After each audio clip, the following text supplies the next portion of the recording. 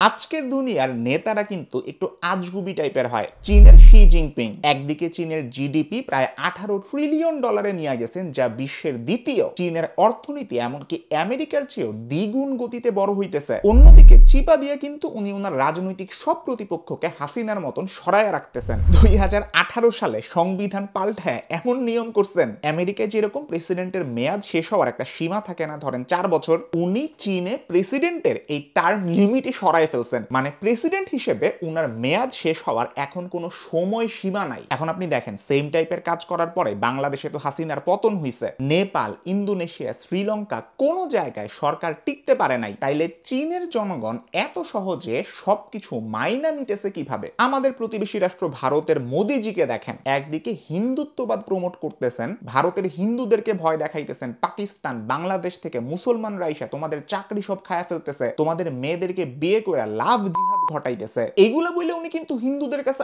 অনেক ফেমাস হয়ে যাইতেছেন। অন্যদিকে প্রয়োজনে তার ভয়ঙ্কর রূপটা ঠিকই দেখাইতেছেন কাশ্মীরের মুসলমানদের উপরে, লাদাখের উপরে। জনতার সামনে এমনিতে একটা কোমল ইনোসেন্ট চেহারা, কিন্তু চিপা দিয়া গডফাদারদের মতন কঠোর সব সিদ্ধান্ত নিয়ে ক্ষমতার খেলাটা টিকায় রাখেন এই সব নেতারা। তবে আপনি কি জানেন, আজকালকার নেতাদের এই ক্ষমতায় টিকা থাকার কৌশল নিয়ে প্রায় 500 বছর আগে কথা বলে গেছিলেন ইতালীয় দার্শনিক নিকোলা ম্যাকিয়াভেলি তার বিখ্যাত বই দ্য প্রিন্সে। তবে মজার ব্যাপার হইতেছে, উনি যাকে ডেডিকেট করে বইটা লিখছিলেন, লরেঞ্জো ডি পিয়েরো দা মেদিচি, উনি এই বইটা পড়েনি নাই। ম্যাকিয়াভেলির দর্শন কি ছিল এবং এত আগে থেকে কিভাবে আজকালকার মডার্ন নেতাদের চরিত্র, ক্ষমতা ধরে রাখার ট্যাকটিক্স, এইসব কিছু নিয়ে উনি প্রেডিকশন দিয়ে গেছিলেন, এই সব কিছু আমরা আজকের ভিডিওতে জানার চেষ্টা করব। সাথে জানবো ম্যাকিয়াভেলি মানুষটা আসলে কে ছিলেন। তো চলুন শুরু করা যাক। নিকোলা ম্যাকিয়াভেলি লোকটা ছিলেন আমাদের বাপদাদাদের থেকেও ধরেন আরো 15-20 পুরুষ আগে 1500 শতকের ইতালির একজন রাজনৈতিক, দার্শনিক, লেখক এবং কূটনীতিক। উনি জন্মগ্রহণ করছিলেন ফ্লোরেন্সে, বর্তমানে ইতালির একটা শহর, এখন যেখানে আমাদের লাবিদ অনেক ঘুরে বেড়াইতেছে। তখন ইতালিতে প্রচন্ড রাজনৈতিক অশান্তি ছিল। ছোটবেলা থেকে আমি আপনি কি করি, বাংলাদেশ টিমের ক্রিকেট খেলা দেখি, ইচ্ছা মতন প্রতিদিন গালি দেই, কিন্তু উনি তখন ইতালির রাজনীতি, শাসন, এইসব জিনিস খুব ভালো মতন পর্যবেক্ষণ করতেন। বাইদা রাস্তা ইতালি কিন্তু এই সামনের টি-20 বিশ্বকাপও খেলবে 2026-এর শুরুতেই। ম্যাকিয়াভেলি যে জিনিসটা দেখছেন, ইতালির রাজারা কখনো কখনো জনমানুষকে তেলবাজি করে জনসমর্থন নিয়ে টিকা ছিল, আবার কখনো কখনো কূটনীতি, ষড়যন্ত্র বা খুবই কঠিন কিছু পদক্ষেপ নিয়ে টিকা ছিল। এইসব পর্যবেক্ষণই তাকে ইনফ্লুয়েন্স করে একটা বই লিখতে, যার নাম দ্য প্রিন্স। এই বইটার একটা সেরা দিক কি জানেন? ম্যাকিয়াভেলি প্রথমেই বলছেন, রাজনীতি কখনো নৈতিকতার মধ্যে সীমাবদ্ধ থাকে না। সোজা ইংলিশে, politics is a dirty game. উনি যেমন বলতেছেন,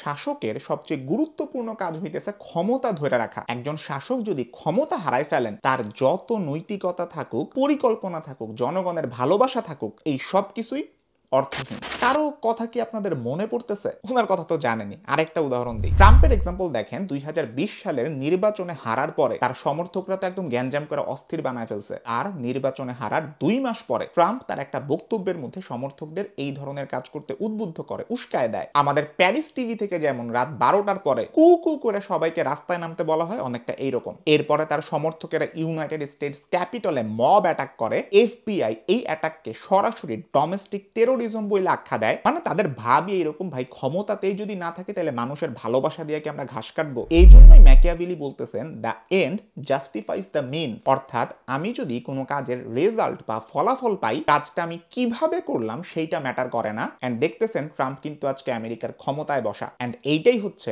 পলিটিক্স ইজ আ ডার্টি গেমের ব্যাখ্যা। যাই হোক, দ্য প্রিন্স কিন্তু লেখা হয় 1513 সালের দিকে, যদিও বই হিসাবে এটা প্রকাশিত হয় 1532 সালে। 1513 সালে ম্যাকিয়াভেলি নিজে রাজনৈতিকভাবে কিছুটা কঠিন একটা সময়ের ভিতর দিয়ে যাইতেছিলেন। এজন্য আগে যেরকমটা বলছি, লরেঞ্জো ডি পিয়েরো দি মেদিচি, উনি তখন ফ্লোরেন্সের খুবই প্রভাবশালী শাসক ছিলেন। উনার নজরে আসার জন্য ম্যাকিয়াভেলি বইটা তাকে ডেডিকেট করছিলেন। তবে এই উদ্দেশ্যটা শেষ পর্যন্ত কাজে লাগে নাই, কারণ উনি বইটা পড়েনি নাই। আপনার রিসার্চ জার্নিটাকে সহজ করতে আমি 3 দিনের লাইভ রিসার্চ ওয়ার্কশপ নিয়ে আসতেছি। এই ওয়ার্কশপটাতে আমি আপনাকে শুধু স্লাইড দেখাবো না, শুধুই ক্যামেরার সামনে বকবক করবো না, আমার বর্তমানে চলমান রিয়েল লাইফ একটা রিসার্চ প্রজেক্ট থেকে সম্পূর্ণ নতুন একটা রিসার্চের টপিক কিভাবে বাছাই করে পার্ট বাই পার্ট আগাইতে হয় সেইটার লাইভ ডেমনস্ট্রেশন আমি দেখাবো। একটা রিসার্চকে আমি কিভাবে একদম জিরো থেকে দাঁড় করাই এই সম্পর্কে খুঁটিনাটি জানতে চাইলে আপনি রিসার্চ ওয়ার্কশপে জয়েন করতে পারেন। একই সাথে ম্যাকিয়াভেলি এইটাও বলতেছেন একজন শাসকের সফলতা আসলে নির্ভর করে দুইটা জিনিসের উপরে। নাম্বার 1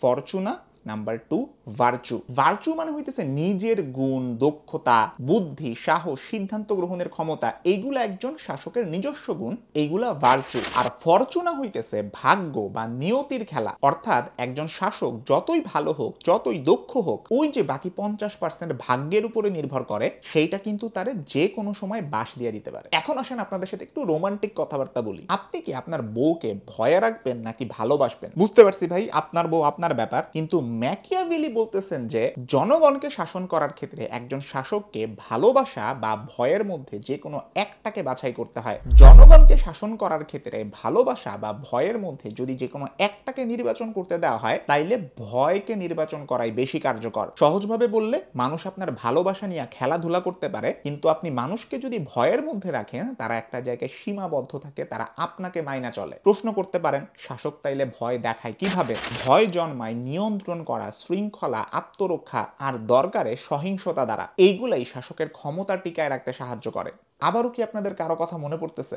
ওইটা তো জানেনই। এখন অন্য একটা এক্সাম্পল দিই। তুরস্কের এরদোয়ান 2016 সালে সেনা অভ্যুত্থানের যখন একটা চেষ্টা করা হয়, এটা কিন্তু প্যারিস টিভির কু না, এটা সত্যি সত্যি একটা কু করার চেষ্টা। তখন পরিস্থিতি কিন্তু তেলের বোতলের মাথার মতন ফাইটা যেতে পারত। এরদোয়ান তখন জনগণকে রাস্তায় নামার আহ্বান জানায়, ইতিবাচক চিত্র দেখান, বলেন চলো সবাই মিলে দেশটারে বাঁচাই। তবে সেই সাথে উনি কিন্তু দ্রুত আর কঠোর পদক্ষেপও নিলেন। বহু আর্মি অফিসার, বিচারক, সরকারি কর্মকর্তাকে গ্রেফতার করা হইল, কাজ থেকে বরখাস্ত করা হইল, মিডিয়ার উপরে নজরদারি বাড়ানো হইল। এর ফলে এরদোয়ানের শক্তি পুনঃপ্রতিষ্ঠিত হয় এন্ড ওর বিরোধী যেই সব আওয়াজ ছিল সবগুলা ঢাকা যায়। অভ্যুত্থানের পরে জনগণ তার বিরুদ্ধে দাঁড়াইতে পারে নাই, কারণ ওই ভয় এরদোয়ানকে শক্তিশালী করে তুলছিল। মোদির দিকেও আপনি যদি তাকান, কাশ্মীর হোক, লাদাখ হোক, ইন্টারনেট বন্ধ করে মানুষের উপরে জোর জবরদস্তি করে আক্রমণ করার যে ব্যাপারটা, এইটাও কিন্তু মানুষকে একটা ভয়ের মধ্যে রাখা, হিন্দুদেরকে একটা ভয়ের মধ্যে রাখা যে মুসলমানরা এসে তোমাদেরকে খায়া ফেলবে। এইখানেই ম্যাকিয়াভেলির কথাটা প্রাসঙ্গিক।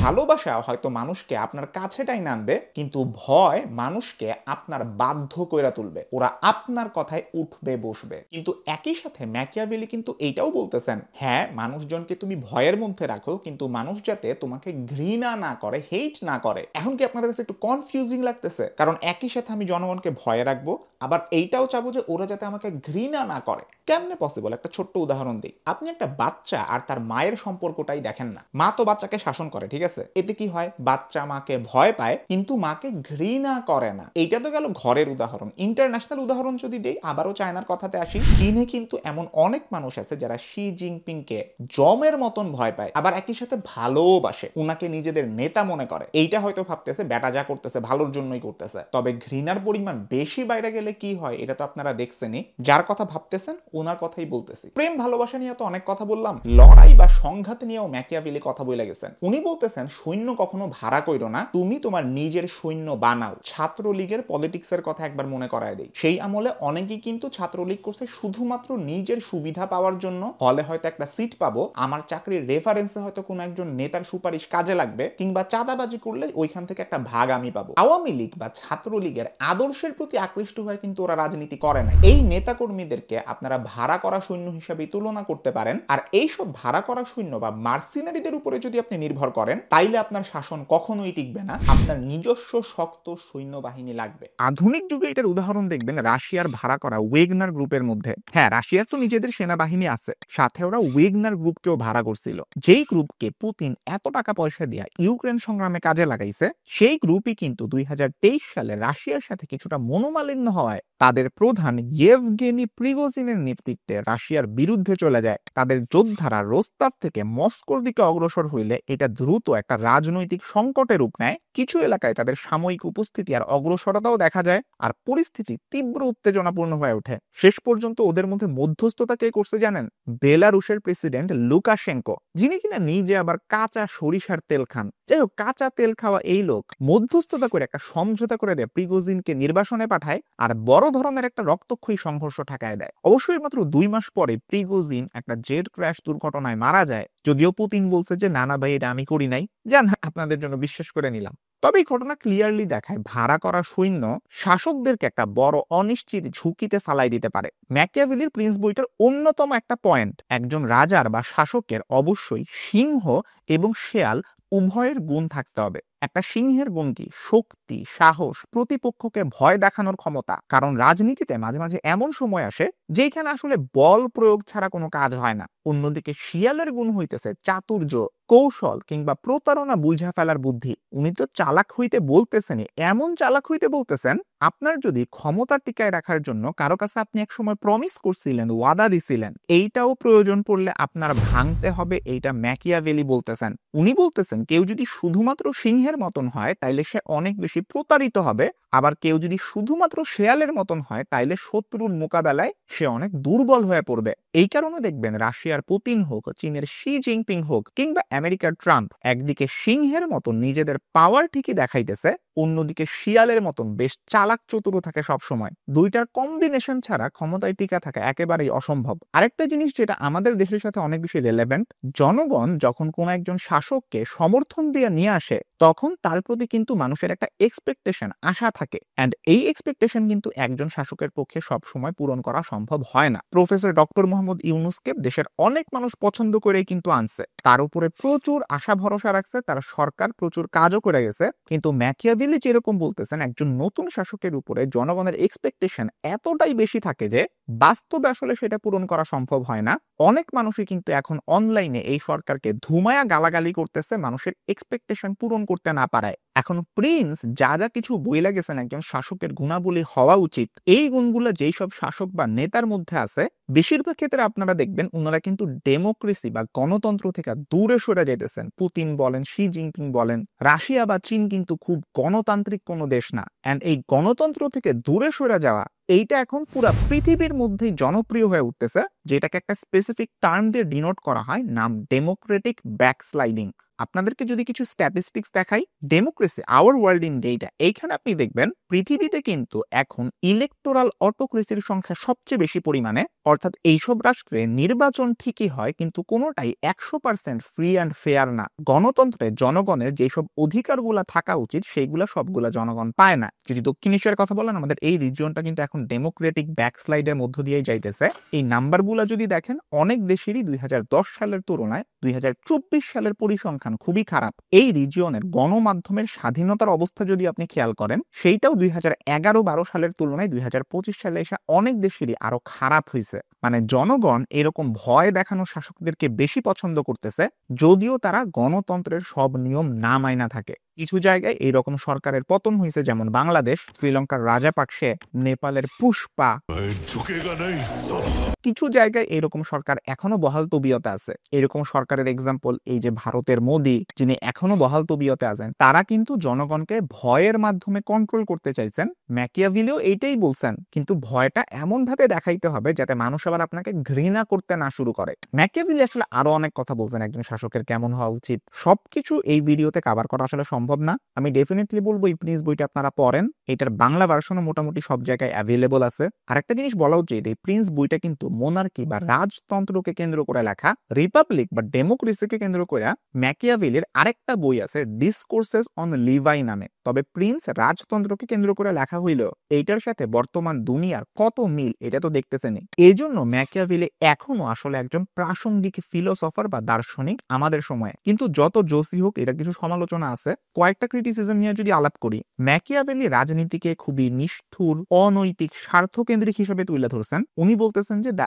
And জাস্টিফাইজ the means. অনেক সমালোচক এইটা বলেন, এই ধারণাটা দিয়া উনি নেতাদের এই নিষ্ঠুরতা আর প্রতারণাকে বৈধতা দিতেছেন। উনি বলতেছেন আচ্ছা ঠিক আছে, পুতিন এত বেশি নিষ্ঠুর, কঠোর, তবে এইটাই তো একজন শাসকের হওয়া উচিত, এইরকমই তো শাসন করা উচিত। এইটা একটা বড় সমালোচনা ম্যাকিয়াভেলির এগেইনস্টে। ম্যাকিয়াভেলির প্রিন্সের পুরা কনসেপ্টটাই শাসকের দৃষ্টিকোণ থেকে বলা। এখানে জনগণের ভূমিকাটা কি হবে সেই ব্যাপারে কথা বলা একদমই অনুপস্থিত। জনগণের ভূমিকা অ্যাড করলে এখানে হয়তো কিছু কনসেপ্টে ব্যতিক্রম আসলেও আসতে পারত। তবে উনি যেহেতু একজন রিয়ালিস্ট বা বাস্তববাদী লেখক, উনার লেখায় মানবতাবোধ, ন্যায়বোধ, নৈতিকতা এইসব জিনিস আসেই না। তবে বাস্তব ক্ষেত্রে শাসন করতে গেলে এই জিনিসগুলোও কিন্তু খুবই দরকারি। যাই হোক, দিন শেষে এইটা সত্য যে ম্যাকিয়াভেলি হয়তো নৈতিকতার পথ দেখান নাই, উনি রাজনীতির আসল রূপটা দেখাইছেন। আজকের ভিডিওটা ছিল মূলত এই দ্য প্রিন্স বইটাকে নিয়ে করা একটা বুক রিভিউ আপনি বলতে পারেন। আশা করি একটু ডিফারেন্ট লাগছে আমার নর্মাল ভিডিওগুলো থেকে, এবং অবশ্যই আপনারা যখন বইটা পড়বেন এই ভিডিওটা আপনাকে অনেক হেল্প করবে সবকিছু ঠিক মতন বোঝার জন্য। আপনার যদি এই ধরনের কন্টেন্টগুলো ভালো লাগে, আপনি চ্যানেলটা সাবস্ক্রাইব করে রাখতে পারেন এবং পাশে থাকা বেল আইকনটা প্রেস করতে কখনোই ভুলবেন না। সবাই ভালো থাকবেন, সুস্থ থাকবেন, দেখা হবে ইনশাআল্লাহ পরবর্তী ভিডিওতে। আল্লাহ হাফেজ।